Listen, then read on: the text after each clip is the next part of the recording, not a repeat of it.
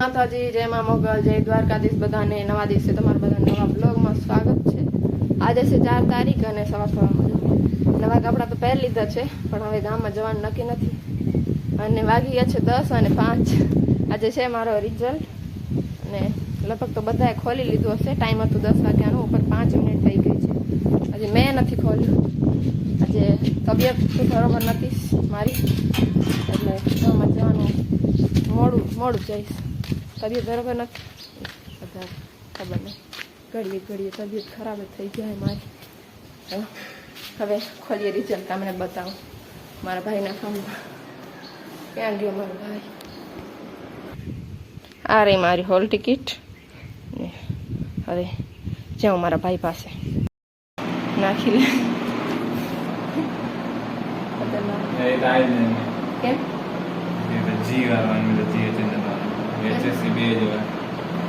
આ કોઈ વાત છે? 10 તો વાગી ગયો, 10 ને 8 થઈ.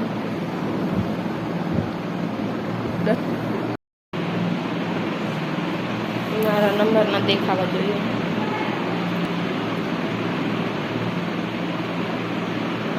ધ્યાનથી મૂકજો.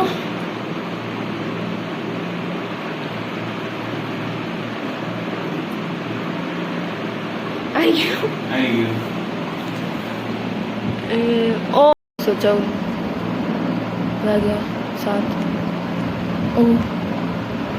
87. અરે 1% જ આગળ હોય, વાંધો નહીં.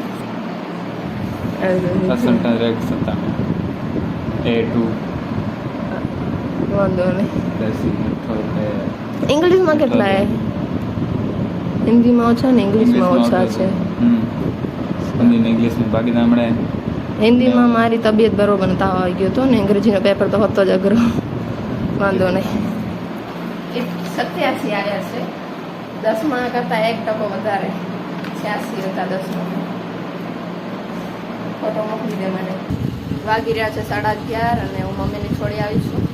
અને મારો રિઝલ્ટ આવી ગયો. તમે જોયો ત્યારે ખબર નહીં કેવું ઉતર્યું છે. મારો રિએક્શન આખો અલગ જ હતો. 87.71% આવ્યા છે, 87 જણાએ. અને સારું રિઝલ્ટ આવ્યું. બધા માતાજીની દયા અને ગુરુ કૃપાથી, તમારા બધાના આશીર્વાદથી. તમે બધાએ કાલે કોમેન્ટ કર્યું કે કાલે મેં ઘણા નવા સબસ્ક્રાઈબર જોયા. લગભગ કોઈએ આજ સુધી કોમેન્ટ કરી નહોતી. કાલે સારા એવા કોમેન્ટ જોવા મળ્યા, તો થેન્ક યુ બધાનો. અને 10મીના ટકા હતા 86.83 અને હમણાં છે 87.71. 1% આગળ પાછળ છે. અને 10માં ફર્સ્ટ રેન્ક હતી ને, હમણાં પણ ફર્સ્ટ રેન્ક છે. સારું, બધું સારું થઈ ગયું.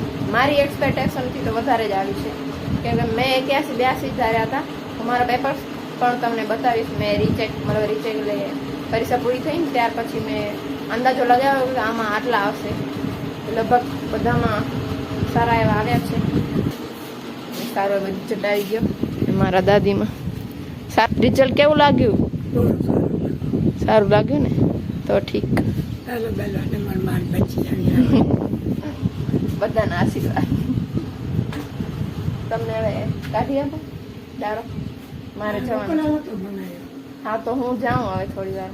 ગામમાં પ્રોગ્રામ છે મારા બહુ મોટા પપ્પાને, એમના છે. મારી તબિયત બરોબર નહોતી એટલે હમણાં જાઉં છું.